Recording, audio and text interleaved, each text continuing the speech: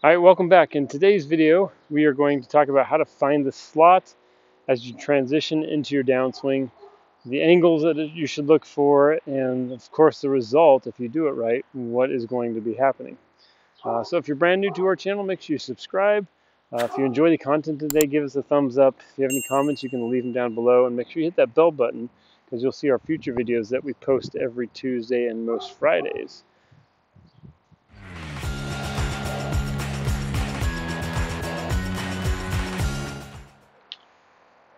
So what is the slot in the downswing? Basically, it's one of the most important aspects for you to hit the ball the best that you can. There's different ways that you can actually find the slot, kind of like in bowling. You can either hit the pocket or you can roll, I think it's called a Brooklyn, where you hit the basically opposite side of the pocket. Golf swing is very similar, except it's a little bit different, right? So you can hit like a traditional slot, which we will talk about, and then we'll talk about a reverse slot, which has become maybe a little bit more popular lately, or some players have definitely had some success with it, and we'll talk about those players. I'll put some videos up and talk about like the traditional tour player and what their slot looks like versus some of those who are doing the reverse slot and still being very successful with it. So that is the main topic of our video today. We are going to first talk about the traditional way to what the slot should look like. All right, so here's the deal. To find the slot, some things have to work correctly in your golf swing in order to do that. Your takeaway, how you set the club, how you use your wrists. Unfortunately, a lot of those things need to work correctly. Okay, I'm going to just tell you what the position is. Maybe you can get it there differently.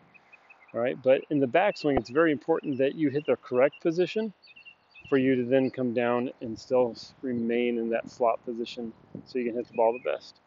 So if you haven't watched any of the past videos on how to set your wrists, arm motions, what the right arm should be doing, all that kind of stuff, you can go check those out and hopefully it'll clarify it.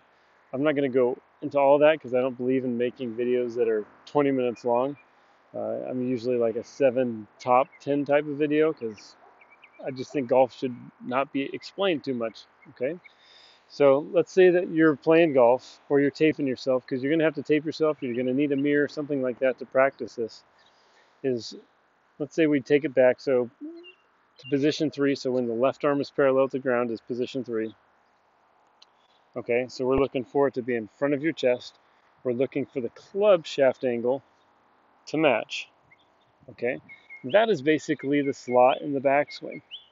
Okay, that's what makes it so simple. So I will draw a circle and the shaft angle on players' videos, and then when I take it to the top, on the way down, it should return almost into the exact same circle, and the shaft should almost be the same. A lot of us, maybe we try to shallow it too much and we get down here, and of course most of us, we stand the club up. Hands might still be in the circle, but if the club is standing that way, you're toast. Right? If the club is down here, you're going to get stuck. So we want you to really practice taking it to this 3 here, everything turning correctly, top, downswing. All right, it should just match. It should be, that's as simple, that's traditional. I'll put a video of Justin Rose right next to us here, talk about that. So if you look at Justin Rose's swing, so he takes the club back. All right, with his hands get there. Talked about it, it's right in front of his chest. He's preparing to drop it back down right into the slot in the same area. Okay, and you're going to see he takes it to the top, and magically it almost matches perfectly. You can see the shaft laid down just a little bit, almost match more of the shaft plane as he took it back.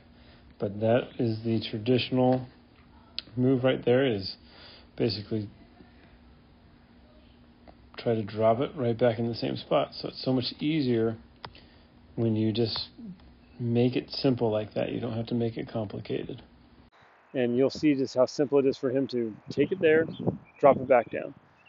Simple is easy, right? Simple makes it repeatable. Complicated makes it very unrepeatable, really hard for us. Okay, so that is a traditional way for you to find the slot. You don't have to overthink it. You just need to get into that good position 3, good top, and then try to drop the shaft back in the same angle, hands back in the circle, and then it's almost impossible for you to probably screw it up too much unless you do some weird stuff. All right, this will also help you stay in posture because the weight of the club usually causes us to lose our posture basically if it's off or if your slot position is off, things like that. Even if you do lose your posture, but the club is traveling the way it should, you will still hit the ball a whole lot better because the face will be a little bit more stable unless you do something weird at the bottom. All right, so it's just slot, back into it, and then into the golf ball. Okay,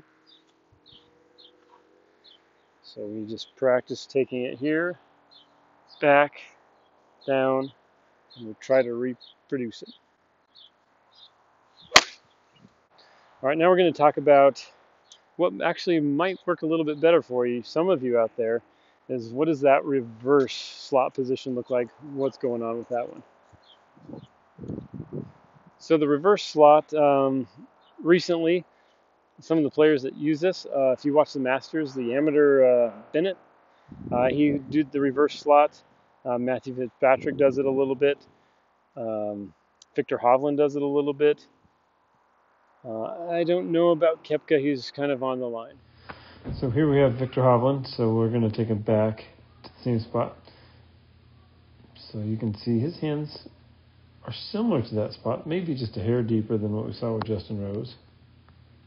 All right, I'll draw the same line. You can see his club's a little bit steeper than his also. But the big change is when he comes down. So you can see his hands keep on going high. And then on the way down, it reroutes. So we've got new positions on top. So it's a different slot. It's an over-the-top slot position. So you can see how that has changed. And both of them are successful. It just depends on which move you want to have. Their impacts are going to be similar also, which is really the key, but those are our two transition types. All right, but this is what's going on with that. Most of these people, I would say, probably cut the golf ball.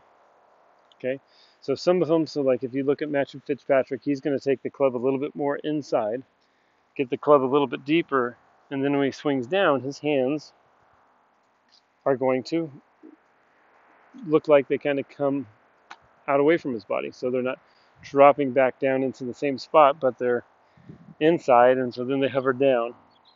And you can see it gets back into the slot, but it's done in a reverse style versus just back and down. So if some of us who tend to push our arm across our chest and get it deep, we can still come down, but you have to understand that it still is basically getting into the traditional way. Most of us, when we fail with this, is we take it here and we overdo it. We go too fast. We push our arms away from us. All right, that right elbow stays high. We turn. Our hands don't have the drop with it. So if you're somebody who tends to swing over the top, you could probably get yourself to fit into this reverse slot position, but you have to be a little bit more patient. Okay, so you are going to take that club inside, and then on the way down, you can still turn your shoulders and you can realize the club's going to move away from your body, but then you got to really let your arms drop down also. You can't keep them high and try to slow at it. So the arms still have to do some of the correct dropping moves, even though the shoulders might be moving in a little bit differently, right? And I can understand why his arms move that way, is because if you take it back here and then you drop it even more, he's going to be really, really stuck. Anybody who takes it way inside and drops it even more inside, all they hit is big old blocks or big swinging hooks, okay? And these guys aren't tourists, so they're best. And so they're going to take it back. They're going to move it back over because they're still trying to get to basically the same position the traditional person gets to, but they just have to do it in this fashion. And then they come down. And depending on what they do with their hands and their bodies at the end, some of them probably draw it, some of them probably fade it. We'll see if I can produce this.